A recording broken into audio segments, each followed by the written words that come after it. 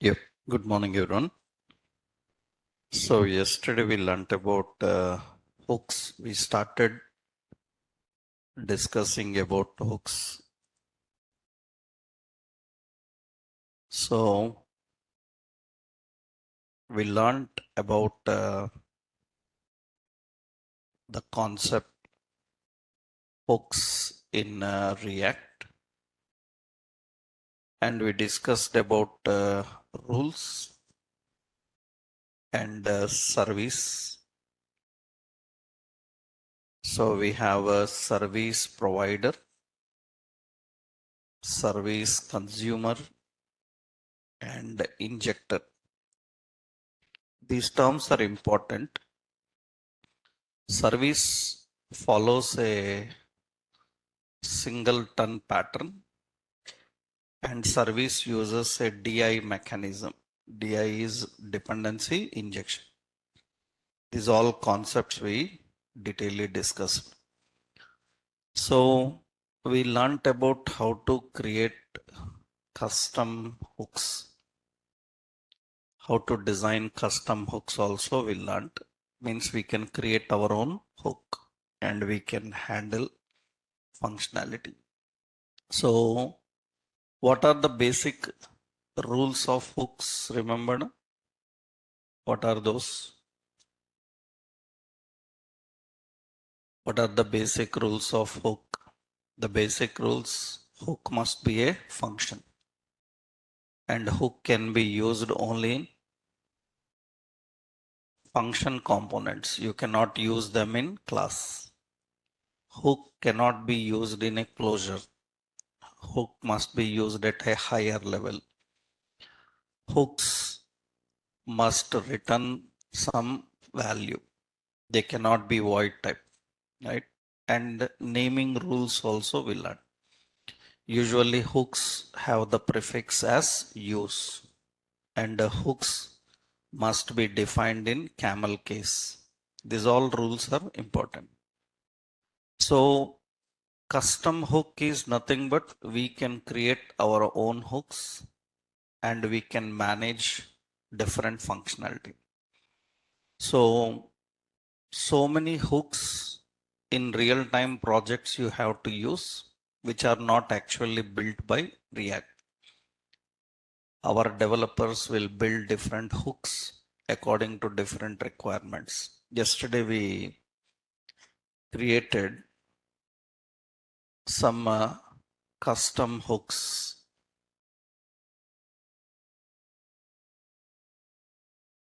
So we created some custom hooks and we learned how to handle it. So yesterday we created these two hooks. One is captcha, which will return a random code. Another one is fetch. And in that both concepts are there. One is parameterless, another one is parameterized. We have parameterless and parameterized hooks. The use fetch is an custom hook. We created our own hook. What it is going to do, get the data from API and return. Earlier for that we need to write a lot of logic manually. Now it is built in. You have to just use it. So like this, you can create various hooks. I will give you some tasks. You try at home and submit that into the class. Lab group is there now, right? What is the task is you try to create hooks like. So I will give simple task for you. One is create a custom hook. Create a custom hook for converting and displaying text in a title case. Create a custom hook for converting and displaying text in title case. So it is nothing but what you have to do is, suppose use title case. That is the hook name you have to do. So into that use title case, if I pass any value, so welcome to React, something like this I pass. What it should do, the output, it should display the output welcome to React. Means what? Every word, first letter, it should convert into caps and present the same sentence. You pass a paragraph. In that paragraph, every word, first letter must be caps. For this, you should have good knowledge of your JavaScript, arrays, and string handling. If you know JavaScript, arrays, and string handling, you can design such hooks. Because in JavaScript, you know this. In JavaScript, you learned how to handle a string, how to convert string to uppercase, lowercase. You have two uppercase, two lowercase, but there is no title case. That means every word first letter must be converted to uppercase and it should return the sentence. So another hook you create a custom hook for sorting the data.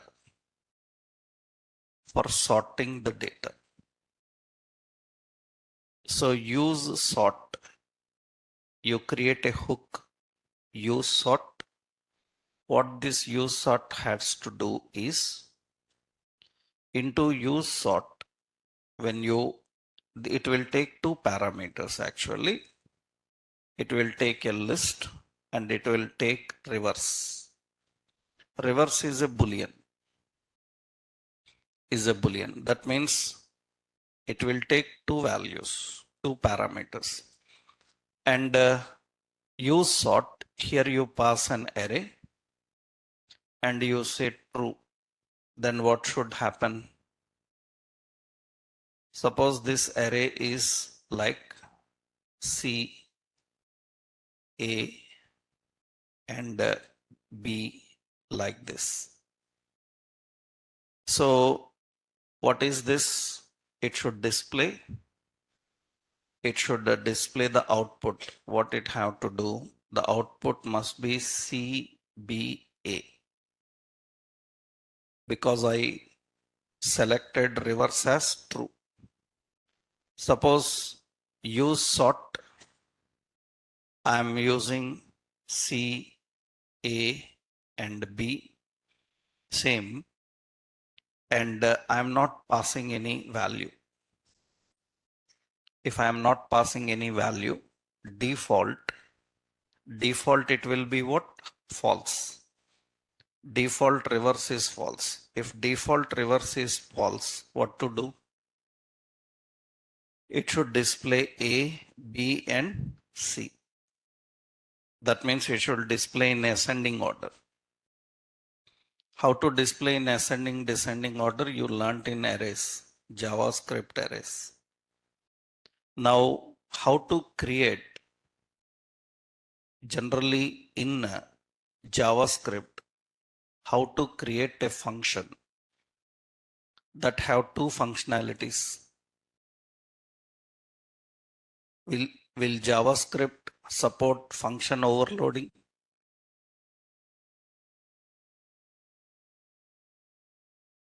Will JavaScript support function overloading? It will not support function overloading. JavaScript don't have function overloading. Then how you will create a function which can work for two situations? One, it will take two arguments. Another, it will take one argument. JavaScript don't support any function overloading. So if you have knowledge of JavaScript functions. In JavaScript functions, how to handle this situation you might have learned. How to create one function which can handle in one situation one parameter, another situation another parameter. So if you know that, then you can design this. So if you know that, then you can design. So for example, I will just give you one point here. Means to design these kind of hooks, you should have a very perfect knowledge on functions in JavaScript. Actually, so if anyone asks you like, so can JavaScript function overload? So answer is no. JavaScript will not support function overloading. Function overloading. If in interview, if anybody given you like this, like suppose we have a function name is add, it is a comma b, and it is returning a plus b, and you have a function add a comma b comma c. Now it is return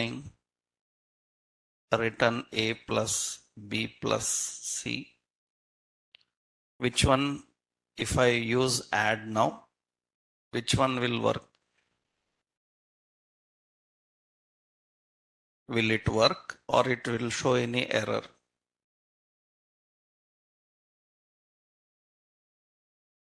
With the same name, you created another function. Is it okay or is it error?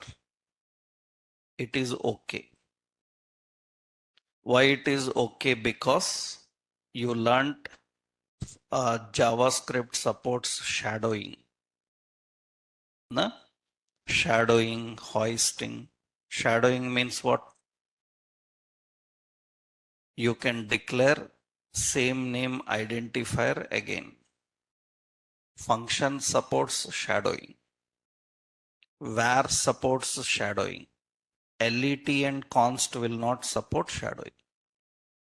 Functions will support shadowing. Shadowing means redeclaring the same name identifier again. Redeclaring, reinitializing again. That is called as what? Shadow. Because JavaScript supports shadowing, it is not an error. It allows it. Then which one will work? Only the last one will work. Because in shadowing, the last is going to work. The first one will be overwritten. Means it will be hidden. That means now it will take 10, 20 and 30. Three values it will take. If you pass two values, 10, 20, then what it says, C is equal to undefined. It will return C undefined. So it is mandatory that you have to pass 3. In the programming languages that support overloading, they will support both. You can pass with one parameter, you can pass with 2 parameters. But JavaScript will not support overload. In that case, this is not possible. And to handle these kind of situation, JavaScript developers have some techniques. By using those techniques, they can handle this situation, because later in React, Angular, everywhere, you need such functions. You need one function handling different type of overloads, but genuinely JavaScript don't support overload. Then how JavaScript people manage these kind of tasks? For that, we have some techniques, right? So it will not support overloading, but how JavaScript people can manage that overload. Let's see some techniques. If you know those techniques, then only you can design this. If you know the techniques, then you can design this. Otherwise, you cannot. So, what are those techniques? Let's see how overload techniques are defined. So first solution, actually there is no solution. That means solution is nothing but you have to implement various techniques to configure pseudo overload. Pseudo overload means it is not actually overload. It is not actually overload. You are faking overload. Originally, there is no overload in JavaScript. You fake overload and you design with your techniques. So what are those techniques is, first one is you can use default parameters. You can use default parameters in function. One of the popular question in JavaScript interviews, what are default parameters? JavaScript have REST parameters. JavaScript have spread parameters, spread operator, and JavaScript have default parameters. What are default parameters? You can manage by using default parameters. So usually how you can manage default parameters? Suppose let me show you. So default parameter is nothing but, suppose you have a function. Function have product and it have name, that is product name, and we have price. Two details we are expecting. Now you know that both are mandatory. It is compulsory to pass both because you don't have any optional parameters in JavaScript. Some programming languages support optional parameters. So here what we have to do is, we know that name is mandatory, and if price is ignored, if name is ignored, price is ignored, then we will just print it first. Document.write, I am printing. So name is equal to, it is coming from name, and price is coming from price. Now, if anybody is calling the product and not passing them, then obviously what it will return? It will return error. Not error, it will return name undefined. Name is empty because it is a string type. Price is what? Undefined. That means what it is going to return? It is going to return name and price as undefined. You can see undefined. But if user is not passing the parameters which it is expecting, then you can have default value. Default is empty, and price is suppose some 4,000, or default is some TV, and price is 4,000. These are default parameters. If you don't pass any parameters, then there is no problem. It will take default parameters. That means now price will be TV and 4,000. These are default parameters in JavaScript. JavaScript ES6 and higher version, they support default parameters. They allow to pass default parameters. That means if you don't pass, then it will take those values. Okay, now what you done in the next stage, I will give here break. Break will put a break. Okay. In the next stage, I passed product with some Samsung TV, something. That means I am passing only one parameter. If I am passing only one parameter, then it will take the default price. You don't pass the price, no problem. It will take the price. That means I am using an overload of function. Originally, there is no overload, but we designed in such a way that it can handle it. Suppose now in the next situation, product is passed with name is mobile and price is some price different. Then it is going to take that and it is going to use it. That means originally JavaScript don't support this. JavaScript don't support overloading of a function, but we made it possible by using our concept. What is that concept? Default parameters. Default parameters are used to implement a pseudo overload. You can implement that. Generally in React and Angular like interviews, these kind of questions are asked. That's the reason people have a lot of confidence on their JavaScript, but they fail React interviews. React, Angular interviews, they fail because you can't imagine how they ask questions in JavaScript. You will feel like you never learned JavaScript.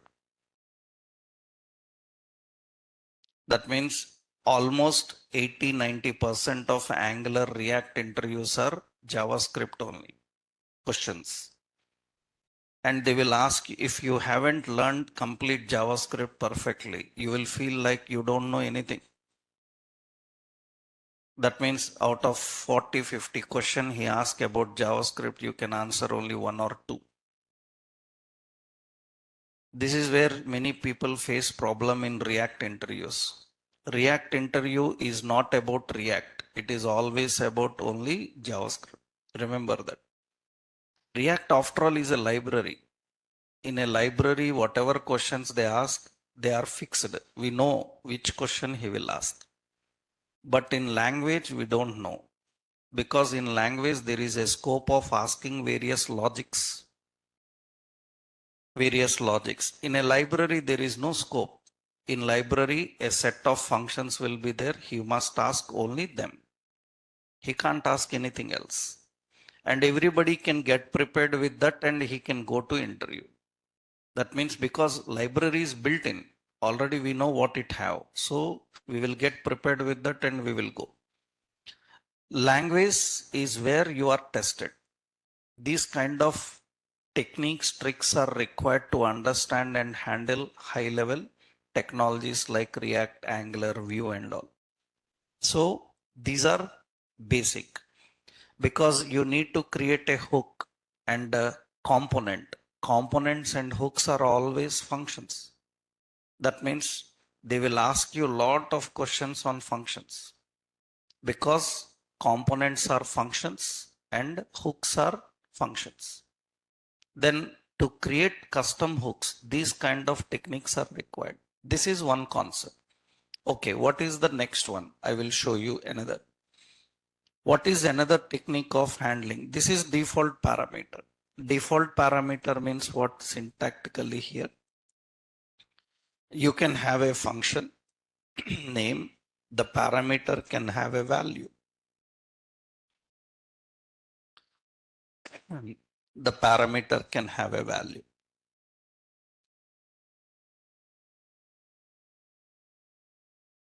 So if you access name and don't pass anything, that means it will take default value. If you pass a value into it, then it uses the value. Which value you pass, it will use. That means it makes you feel like overload. But actually, genuinely, JavaScript don't have an overload.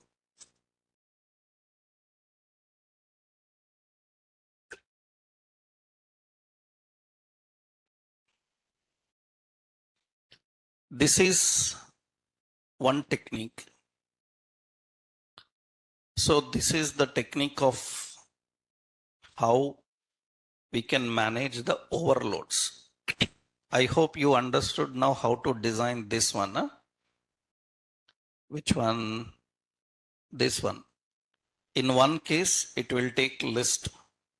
In another case, it will take both list and reverse. If I don't pass reverse, what should be the default reverse? False. Default reverse must be false. You have to implement the technique. Default reverse is false.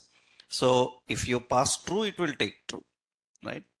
So actually that is what, if you remembered, I told you XML HTTP request, huh? AJAX, na? When we discussed about XML HTTP request, it have a open method function. What open function is having? Open function is having method. It is having URL. It is having async. Async, if I don't give true, by default it will be what? False. How it is designed like that? If I don't give, how it will take default false? That is because of this kind of technique. There is another technique. Developers use another technique. This example I will copy here. This is example just to make you understand about that. Another technique is you can use JavaScript arguments dot length property. You can use JavaScript arguments dot length property. JavaScript have arguments dot length. That means in many interviews they ask, how do I know how many arguments a function have? That means how many parameters are passed in a function. How do I know? Simple. There is a function method property called arguments.length. Arguments.length is a JavaScript property which returns the total number of arguments passed in a function. So you can know the number of arguments passed in a function by using this. And so here, this is another technique actually. So what is the point is, here we write a condition. What is the condition? If arguments dot length is equal to 0, means what? They are not providing any value. That means they are not providing any name or price or anything. I will remove the default things now. So they are not providing anything. Then what it has to do? So we can put some default value. So document dot write, what it is? Name is equal to some TV, like this. So, and in the next line, so price is equal to some 0. So name is empty string and price is 0, something. This is when it is 0. Or you can simply put some message. That means, so here we will put a message. So name and price are expected, something like this. Name and price are expected. Okay. Otherwise, else if another condition, what is it? Arguments dot length is equal to 1. Then what we should do? Document dot write. We have to print only what? Name. We have to print only name. We should not print the price. If it is not 0 and not 1, that means it is more than that. So then what we need to do? So document dot write, print both name and price. We are printing both name and price. That means what happens first time? If I don't pass any arguments, then what is the message? It says name and price are expected. If I pass product and with some name, so mobile, then what it is going to do? It is going to print only that. What is it? it is having default value, na? So it is going to print those two values, the name and price. What about worst one? It is, you better use a switch case, huh? Because I'm using else if, else. So you use a switch if there are many conditions, huh? Yeah. Now, if I entered only mobile, then what it is going to do, it is going to print only mobile. If I print both of them, what is it? Product, suppose some Samsung TV, another one is what? Price. Then it is going to take both of them and display both of them. If there are many conditions, you can use switch case if there are many conditions to do. So technically, this is another technique of managing a pseudo overload, arguments.length. So syntactically, how you do? We have a function name and we have the arguments arg1, arg2. Actually, we call them parameters, param1, param2. You can have so many like that. We write a condition. If arguments dot length is equal to 0, then what to do? Some else if arguments dot length is equal to 1. Like this, we write conditions.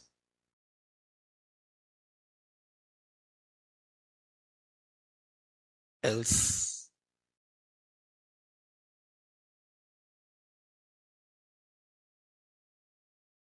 that is how we define.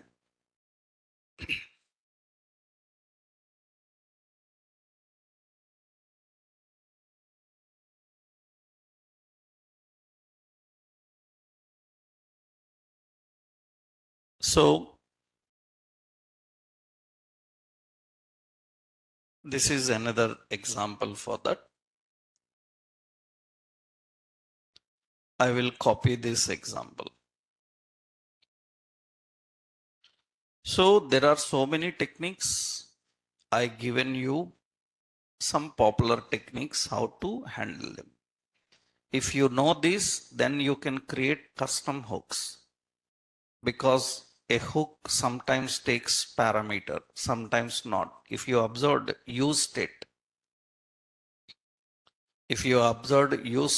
what use state is doing, without passing any value, it will declare a state and it will use the state. If you pass a value, it will take the value. That means you can initialize any value, you can leave without initialization.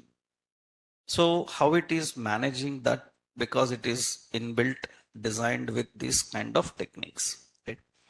If you know this, then you can achieve this type. I hope you can try these two. So how to convert any string into uppercase, title case, how to take a list and sort the list. It should able to sort. Actually, in many interviews, they also give like create a hook for filtering data. Filtering data means you entered some name, it should display only those. That means for filtering, sorting, searching, they create ready-made hooks and they implement those hooks. First, you try these two, then you can try other concepts. Okay. So this is the task for you to understand custom hooks and what issue you will face while parameters, how to handle it, I showed you here. You can use default function parameters or you can use arguments dot length and you can manage the overloads, right? Yeah. Now, after knowing custom hooks, now we will see how to use the React built-in hooks. React built-in hooks. So What are the React built-in hooks? React built-in hooks are nothing but usually React community have provided ready-made hooks. You can use them and implement the functionalities. That means some functionalities regularly required. Those functionalities they created like hooks and given to us. And remember, these hooks will be keep on changing. Every few days, they may add new hooks in new version, new hooks for new reasons to handle new situations. They can change. So up to now, what are available, I will explain in class. In future, what is coming, we don't know. Right? That means by the time you finish React 19, React 20 may come. That means in a matter of just 1 month, the React next version may come. So usually for every batch this happens. We start React, by the time we finish React, one more version is ready. Because usually React people every 2-3 months they release a new version. And when new version comes, you will get new hooks into it. That means you have to explore the new hooks by yourself and you have to learn them when a new version of React is released. That means what hooks up to now available, we will learn. What in future is going to come, we don't know. And you have to learn them when they are released from their official website. You need to understand and use it. I will show how to explore the new hooks and understand them. So, what are the built-in hooks provided by React? One important, so the hook that you learned is use effect. Use effect is the hook you learned. So what is the purpose of use effect? What is the purpose of use effect is? Actually, use effect is to control actions to perform at the time of mounting and unmounting. Mounting and unmounting. Actually, in the next session, when you learn about classes, you will learn about life cycle of hooks. Component life cycle you will learn. But function related also one important concept you need to know. Actually, let's see what happens. So, means we need to understand the architecture, the basic architecture, how actually works. Let me explain a high level design to you. A basic high level design, how it actually works. High level means outline. Low level means internally more concept. Level by level you will understand them. So first thing, you have a React application. You usually create one React application. So in this React application, we have React application. In this React application, we have components like login, like register, like home. Some components are present. That means application contains components like login, register, home. These components are present. Now what to do is actually the client web application always have a basic architecture. Client is the user and user from a browser. So user from a browser will make a request for your application.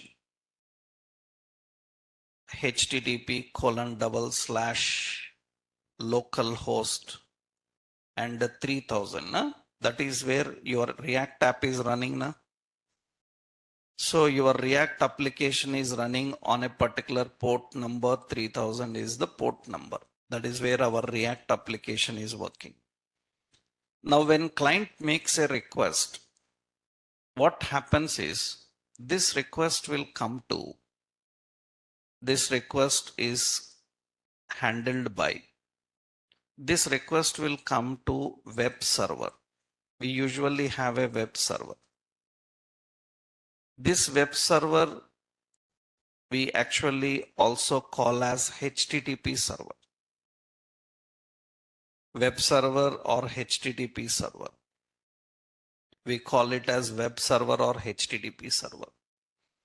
Remember, this is just high level design. Means in the next level you will understand low level. Means internally what will happen also. When client makes a request, and the request is for this React application, the request will come to web server. In the web server, you actually will have a HTTP handler. You usually have a HTTP handler. In web server, so many more things will be there. Later I will explain them. Generally, this HTTP handler is going to manage the requests. Whatever request you make, identifying what is request type, identifying whether the request is in a correct format or not. Everything is managed by this handler. Handler is responsible for handling the request and response. On server, request and response is managed by handler. Inside server, so many more things will happen. In next level, you will understand. Now, what this handler will do is, it will verify whether request is correct or not. Actually, your React application, every React application have a table. Every React application have a table. This table, we generally call it as route table. Every React application have a route table. In next level, you will create it. You will learn how to create it.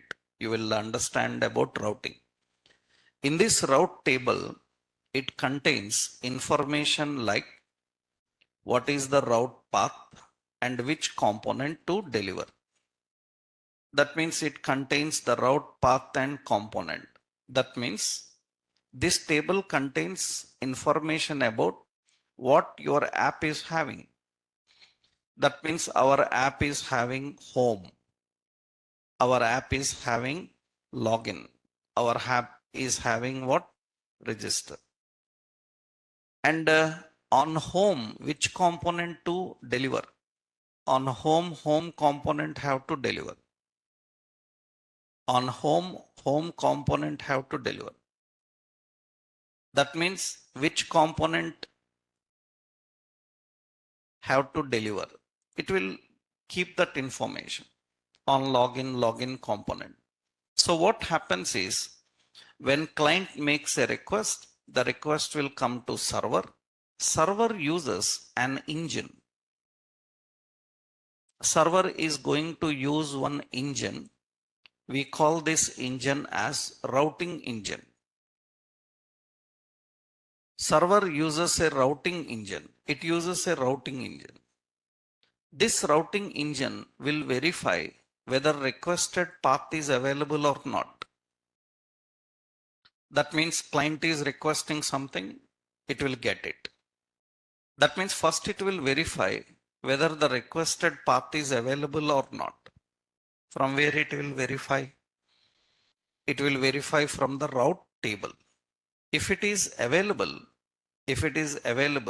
then it returns 200. 200 means what? Okay. It returns 404. 404 means what? Not found. That status it will return. So actually you observe, suppose I will show you here, we are using Amazon.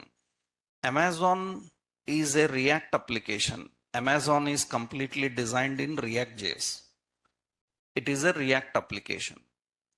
In Amazon, I want to search for watches. Then I don't need to use this search box. Directly in the address bar here, I can type /watches. Watches. Directly it will get me the watches related data. I don't need to use a search bar. I don't need to search in search bar. I just can type here /mobiles. It will get me directly mobiles. It will directly get me mobiles related data. It will get me mobiles. That means in the URL, I can request what I am looking for. I can simply type here watches. I can simply type like mobiles. Observe carefully. Here I am typing televisions. When I type televisions, you see when I hit enter, it will show that not found. We are sorry, the address you entered is not a functioning page on our site. What do you mean? Amazon don't have televisions, huh? Amazon don't have televisions information. Amazon is having televisions information, then why it is not showing? It is showing mobiles, it is showing watches. Why it is not showing televisions? Because they have televisions, but they don't have a path to reach televisions directly. Understood? And who verifies this? Who verifies this? Routing engine. How routing engine knows that there is no television's path? It will verify from route table. Route table. That means it is going to check the route table. It is going to check the route table. And this route table is just like an index for your website, which you will create in next level. Still you haven't learned it. All these days what you are doing, you created lot of components. Which component you created, you are keeping in startup. Not like that. What you can do in future is here, when I requested React application, here you type /calculator, it will open the calculator. So here you type slideshow, then it will open the slideshow component. Which component you want, you can request it, it will directly open. That you will able to design in next level. We will able to do that. For that we need a knowledge of what? Routing. With routing knowledge, we can do that. So now what is the point here is, whenever you are working with React application, when request is made, that request will go to routing engine will route table. If route table finds the component, what will happen is, remember, our React application starts with one page. Which page? Index.html. It starts with index.html. Now what it will do is, when user is requesting some login, now what it will do? It will load this login component into index. And that is called as mount. That is called as mount. Remember, page is already loaded. Which page is loaded? Index. Index page is already loaded and it is ready.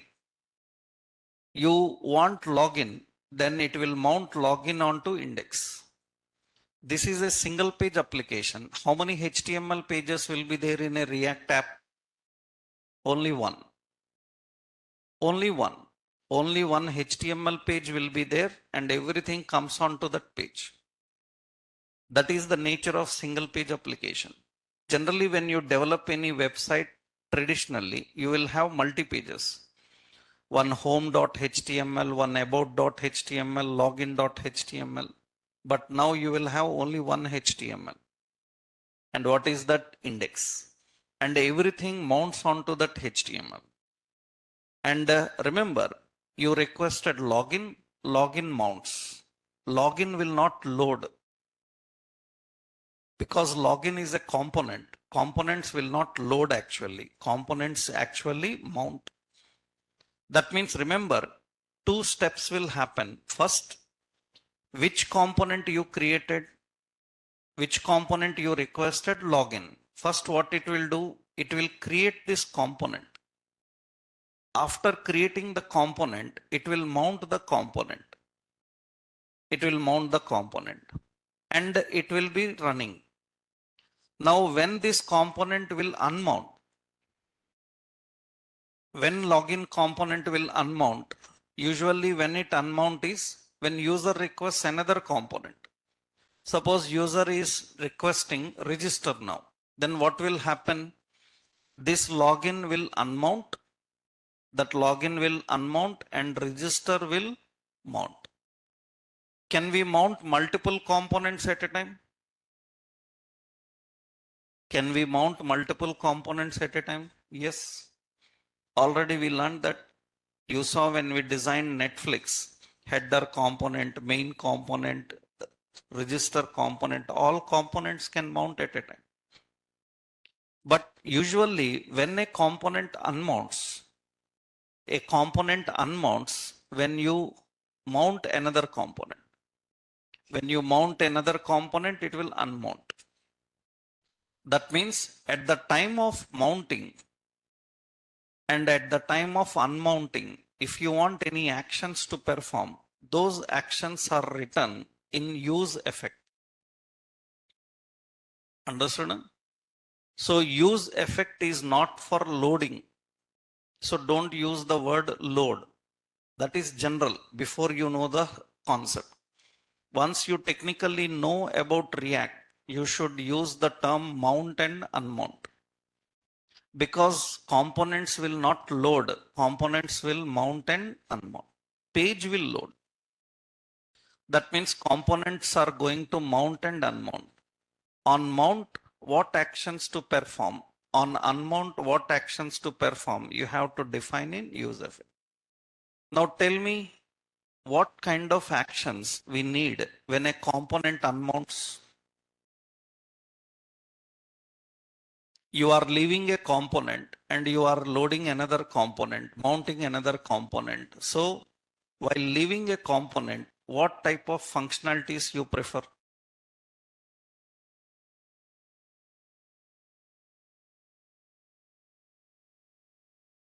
While leaving a component, what you will do?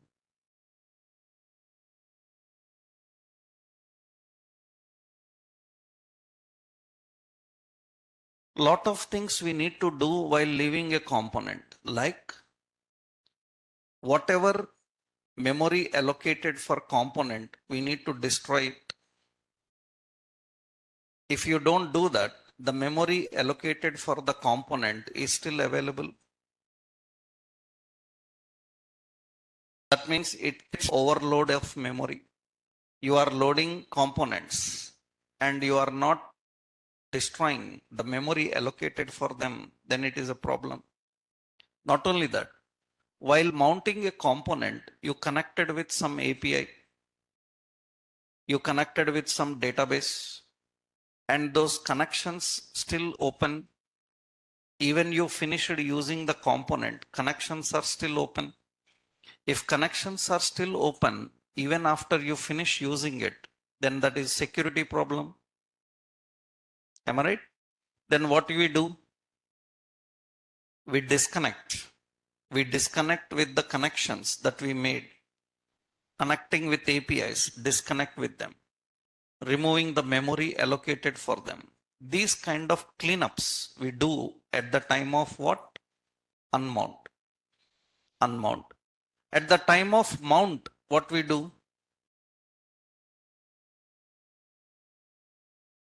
At the time of mount, what we do? Usually initializing values or initializing some functions which need to be kept ready before I start using it. Any initializations that you want a component to keep ready before it is started using, before you started using, then those all concepts you define while configuring the mount. That means before I start using, I need something ready. And then where to define them? Define them in a use effect.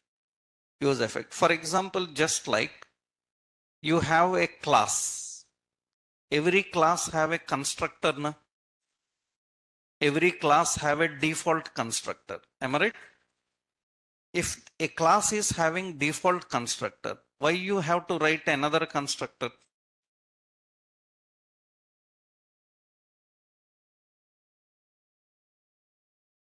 If already class have a constructor, even you don't write a constructor, class have a constructor.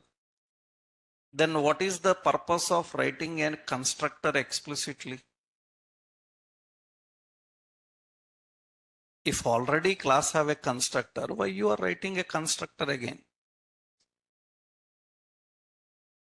Why you are writing a constructor again? Because at the time of creating an object for class, I want some additional functionality to perform. Those functionalities I will give by using what? Construct. By using constructor. That means if I don't write use effect, is component having mount? If I don't write use effect, is component having a mount face?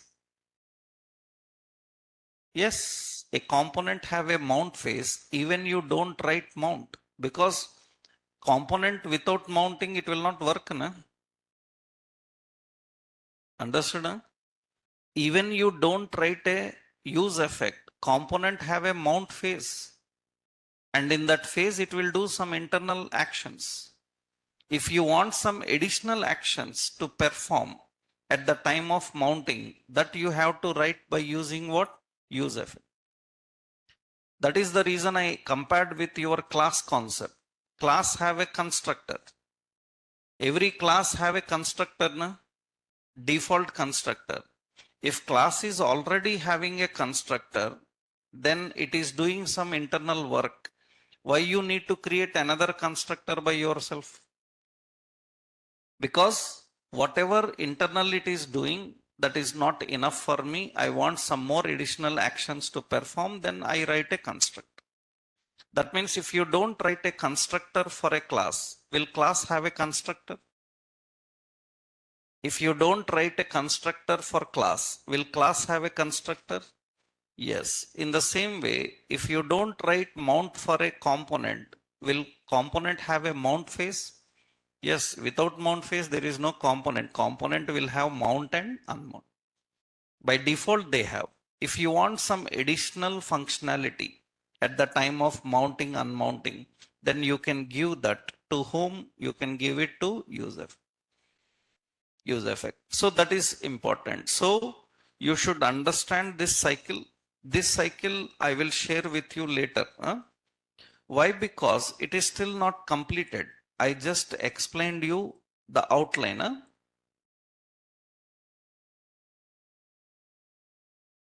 This is a React high level design I will share later, because still it is not done. So much you need to understand in server and app.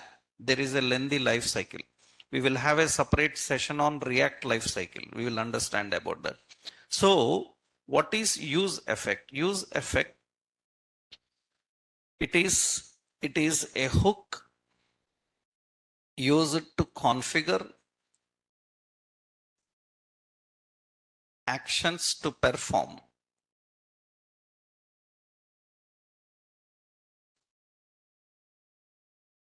while mounting and unmounting component. While mounting and unmounting component.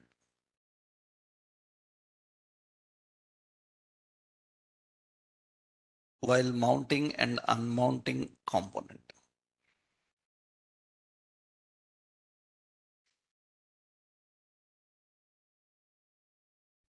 So mounting and unmounting component. So here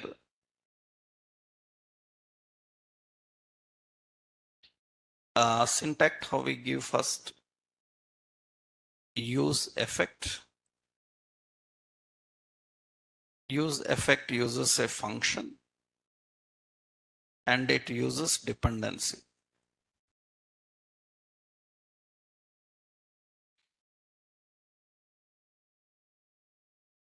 Dependencies. And here one more point is, this is on mount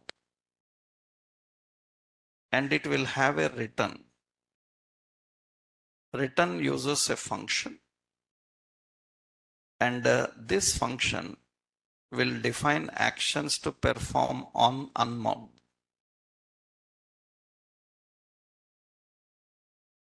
So we have a mount and we have unmount.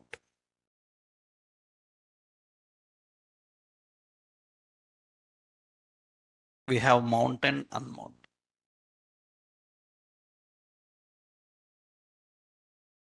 So this return, you know the meaning of return. What is the purpose of return? Return terminates the compiling, right? So it will define actions to perform at the time of unmounting. And usually component unmounts in two stages. One, when you close the app, component will unmount. Or when you change to another component, component will unmount. When you are moving from one component to another, then component will unmount. So you can see here. So let's see here. So we are creating a simple components mount demo. Okay. So mount demo.jsx.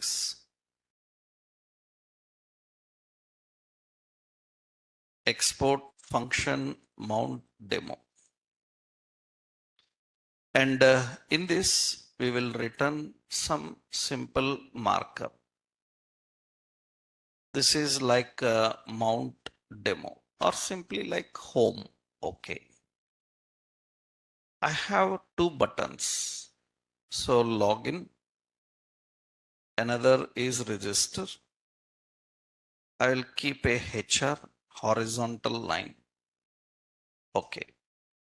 I will keep a div below.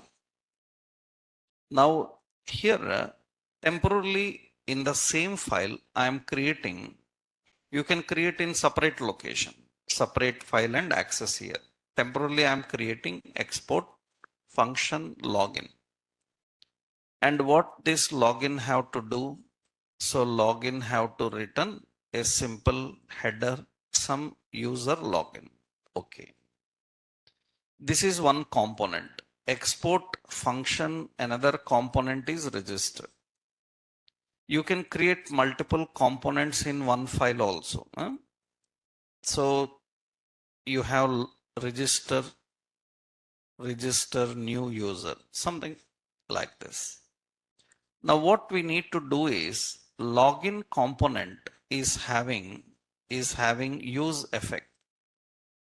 That means it is having a mount phase. And what we are doing here is in the mount phase, here we are configuring, we are defining some message console.log. This is nothing but login component mounted. This is the message we want. And we will use a return. Return uses a function. And what this function have to do? Console.log.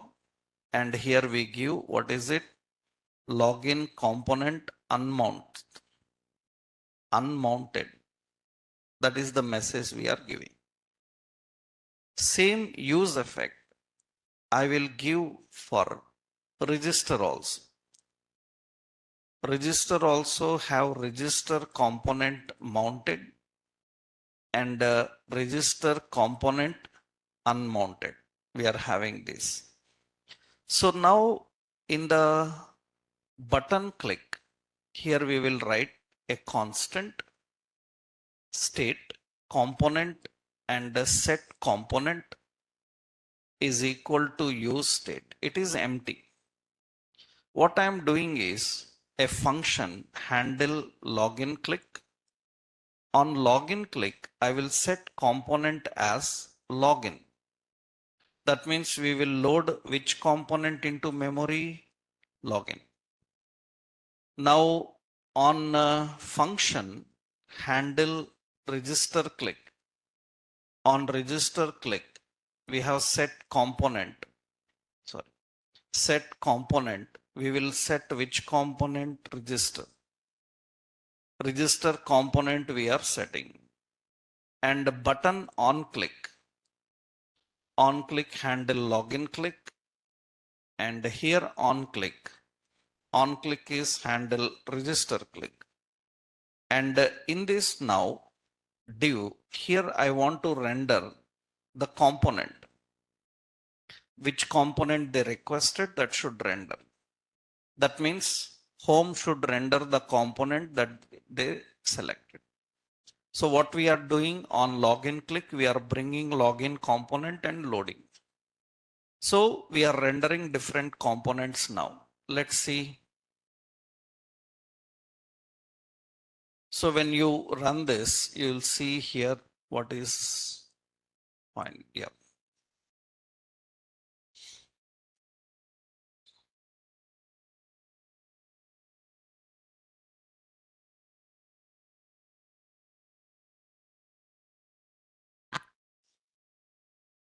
So we will make this in the startup in index.js.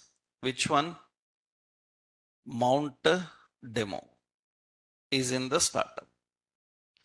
And remember, as I already told you, remove strict mode, React strict mode. Otherwise, it will execute 2 times. Remove the strict mode because earlier you have here React.strict mode. Na? You have to delete that. Otherwise, 2 times it will execute. Okay. Now observe carefully. Let's go to the console. Inspect. Go to the console. In the console, you see here. Now I am selecting, I am clicking on, this is the console. Yeah. I am clicking on login and see what happens. Login component mounted. And the result is there. Already login is there. Now when I click register, first what will happen? Login component will unmount.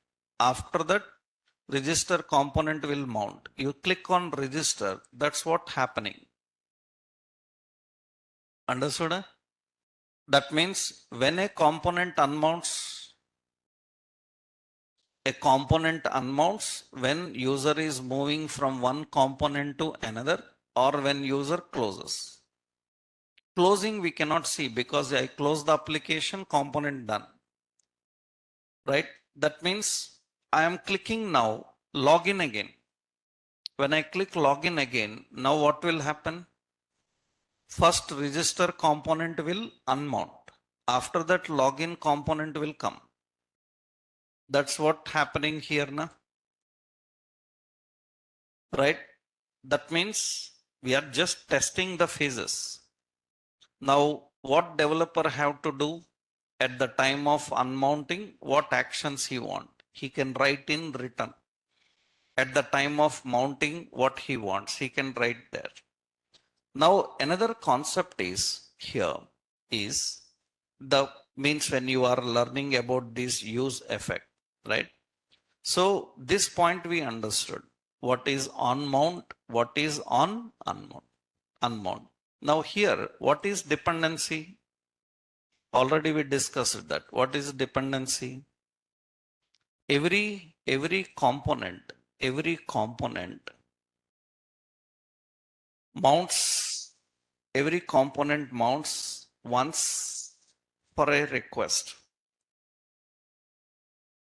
Once for a request. So if you want the component to mount to mount again, then you have to configure the dependencies. You have to configure the dependencies. If you want the component to mount again, then you have to configure the dependencies. Dependencies means when to mount again. That means when you want to mount again, that you have to define. Already in previous example, I showed you dependency we used URL. Dependency we used URL. That means whenever URL changes, it will mount again. It will get the new data and it will show. Later you are going to see so many examples. Why? Because for that you need to learn routing. Because at the time of mounting we have to pass dependency now. Those dependencies you will learn in the next routing concept. How these dependencies will change the mount. How we can mount again. We will see that the dependencies. Already one example I showed in previous. More you will see now how to handle them. For that you need to learn routing. And another important concept is here. You can mount the component again whenever the dependency changes. That means actually dependencies is an array. Is an array. Hence, you can have multiple dependencies.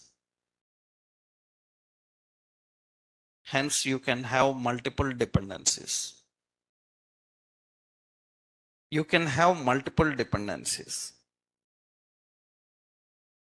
Suppose you can say when ID changes, mount again. When name changes, mount again. These kind of options we can configure.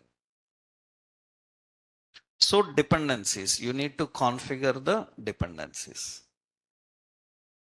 Another important point is, can we have here another important question is, can a component have multiple mount actions, mount and unmount actions? Can a component have multiple mount and unmount actions defined? So the answer is yes, you can have. Why a component will have multiple mount? That means multiple mount means it is nothing but this question can be asked like question can be asked like, can we have multiple use effect in a component? In a component.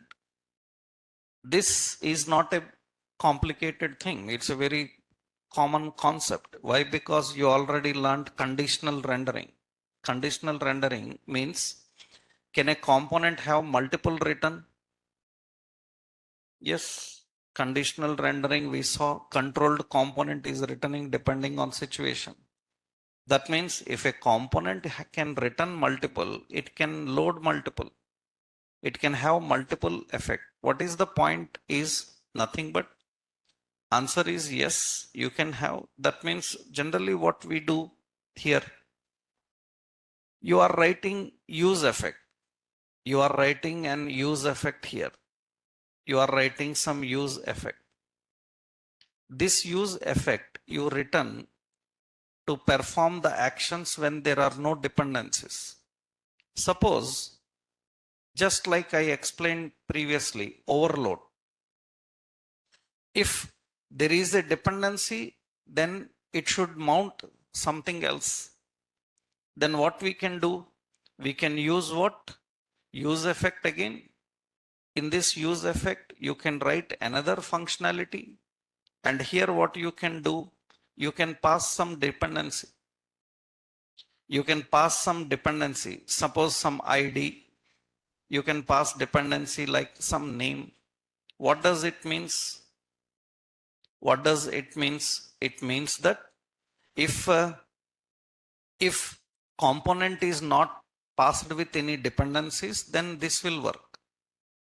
If component is passed with some dependency, then this will work. That means it is just like you saw function overloaded now.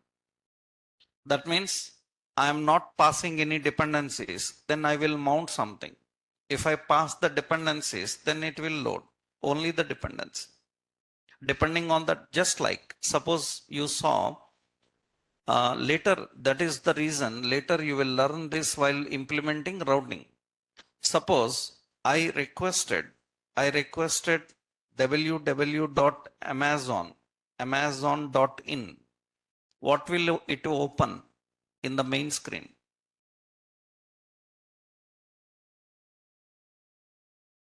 What it will open in the main screen? I am not requesting mobiles or watches or anything. I am just using Amazon. I am not passing any parameter. Then what it will load? If you are not requesting anything, by default it will load home. Means there is some default action, default parameter. If I opened Amazon in and mobiles, then it will load only mobiles.